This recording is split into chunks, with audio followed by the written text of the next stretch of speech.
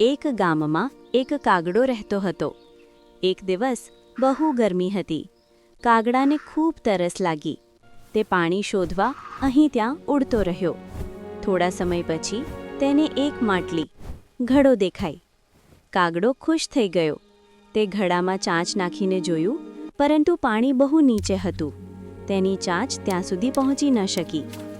કાગડો થોડો વિચારમાં પડ્યો, પણ તે હિંમત હાર્યો નહીં. તેને એક વિચાર આવ્યો. નજીક પડેલા નાના પથ્થરો તેણે ચાંચમાં લઈને ઘડામાં નાખવા લાગ્યો. ધીરે ધીરે પથ્થરો નાખતા નાખતા ઘડાનું પાણી ઉપર આવતું ગયું. હવે કાગડો સરળતાથી પાણી પી શક્યો. તેણે પોતાની તરસ બુઝાવી અને ખુશીથી ઉડી ગયો.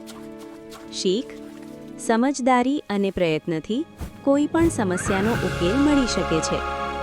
બાળકો, આ વાર્તા તમને ગમી હોય તો વિડીયો લાઈક કરો અને નવી વાર્તા જોવા માટે મારી ચેનલને સબસ્ક્રાઇબ કરો.